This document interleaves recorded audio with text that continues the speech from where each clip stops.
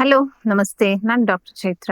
ಇವತ್ತು ನಾವು ಕ್ಯಾಲ್ಸಿಯಂ ಬಗ್ಗೆ ಮಾತಾಡೋಣ. ಯಾಕೆಂದ್ರೆ ನಮ್ಮ ಮೂಳೆಗಳು ಗಟ್ಟಿಯಾಗೋಕೆ, ಹಲ್ಲು ಗಟ್ಟಿಯಾಗೋಕೆ, ನಮ್ಮ ಹೃದಯ ಸರಿಯಾಗಿ ಕೆಲಸ ಮಾಡೋಕೆ ಕ್ಯಾಲ್ಸಿಯಂ ತುಂಬಾನೇ ಮುಖ್ಯ ಅಂತ ಹೇಳ್ಬೋದು.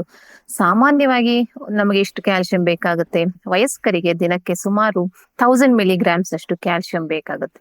ಆದ್ರೆ ಕೆಲವರು ಕ್ಯಾಲ್ಸಿಯಂ ಅಂದ್ರೆ ಓನ್ಲಿ ಹಾಲಲ್ಲಿ, ಮೊಸರಲ್ಲಿ ಸಿಗುತ್ತೆ ಅನ್ನೋ ಭಾವನೆ ಇರುತ್ತೆ. ಆದ್ರೆ ಇದು ನಿಜ ಅಲ್ಲ. ನಿಮ್ಗೆ ಹಾಲು ಮೊಸರು ಇಷ್ಟ ಇಲ್ಲ ಅಂದ್ರೂ ಪರವಾಗಿಲ್ಲ, ಬೇರೆ ಹಲವಾರು ವೆಜಿಟೇಬಲ್ಸ್ ಅಲ್ಲಿ, ಧಾನ್ಯಗಳಲ್ಲಿ ಕೂಡ ನಮಗೆ ಕ್ಯಾಲ್ಸಿಯಂ ಅನ್ನು ಪಡೆಯಬಹುದು. ಸೊ ಇವತ್ತು ನಾವು ಕೇವಲ ಸುಲಭವಾಗಿ ಸಿಗುವ, ಕಡಿಮೆ ಪ್ರಮಾಣದಲ್ಲಿ ಕ್ಯಾಲ್ಸಿಯಂ ಜಾಸ್ತಿ ಸಿಗುವಂತ ಒಂದು ಆಹಾರಗಳನ್ನ ನೋಡೋಣ. ಮೊದಲನೆಯದು ಎಳ್ಳು ಅಥವಾ ತಿಲ್. ಇದರಲ್ಲಿ ಎಷ್ಟು ಕ್ಯಾಲ್ಸಿಯಂ ಇದೆ ಅಂದ್ರೆ ಬರೋಬ್ಬರಿ ಒಂದು ದೊಡ್ಡ ಚಮಚ ಅಂದ್ರೆ ಸುಮಾರು 10 ಗ್ರಾಂ ಎಳ್ಳಿನಲ್ಲಿ ನಿಮಗೆ 100 ಮಿಲಿಗ್ರಾಂ ನಷ್ಟು ಕ್ಯಾಲ್ಸಿಯಂ ಇರುತ್ತೆ.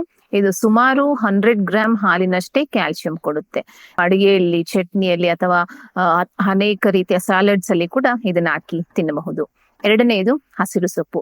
ಅದರಲ್ಲೂ ಪಾಲಕ್ ಸೊಪ್ಪು, ಮೆಂತ್ಯೆ, ದಂಟಿನ ಸೊಪ್ಪು ಅಲ್ಲಿ ಫೈಬರ್ ಕೂಡ ಇರುತ್ತೆ, ಕ್ಯಾಲ್ಸಿಯಂ ಕೂಡ ಇದರಲ್ಲಿ ತುಂಬಾನೇ ಇರುತ್ತೆ. ಉದಾಹರಣೆಗೆ ಒಂದು ಕಪ್ ಸುಮಾರು 250 ಗ್ರಾಮ್ಸ್ ಬೇಯಿಸಿದ ಪಾಲಕ್ ಅಲ್ಲಿ ನಮಗೆ 250 ಮಿಲಿಗ್ರಾಮ್ಸ್ ಅಷ್ಟು ಕ್ಯಾಲ್ಸಿಯಂ ಇರುತ್ತೆ. ಇದು ನಿಮ್ಮ ದಿನದ ಕ್ಯಾಲ್ಸಿಯಂ ಅವಶ್ಯಕತೆಯಲ್ಲಿ 1/4 ಭಾಗದಷ್ಟು ಪೂರೈಕೆ ಮಾಡುತ್ತೆ. ಮೂರನೆಯದಾಗಿ ರಾಗಿ. ನಮಗೆಲ್ಲರಿಗೂ ಗೊತ್ತು, ರಾಗಿ ಭಾರತದ ಅತಿ ಹೆಚ್ಚು ಕ್ಯಾಲ್ಸಿಯಂ ಇರುವಂತ ಒಂದು ಧಾನ್ಯ ಅಂತ. ಒಂದು 100 ಗ್ರಾಂ ರಾಗಿಯಲ್ಲಿ ಸುಮಾರು 350 ಮಿಲಿಗ್ರಾಮ್ಸ್ ನಷ್ಟು ಕ್ಯಾಲ್ಸಿಯಂ ಇರುತ್ತೆ. ಪ್ರತಿದಿನ ಬೆಳಿಗ್ಗೆ ಇದು ರಾಗಿ ದೋಸೆ ಅಥವಾ ರಾಗಿ ಮುದ್ದೆ ಮಾಡಿ ತಿಂದಾಗ ಆರೋಗ್ಯಕ್ಕೆ ಬಹಳ ಒಳ್ಳೆಯದಂತಾನೆ ಹೇಳ್ಬೋದು. ನಾಲ್ಕನೆಯದು ಬಾದಾಮಿ.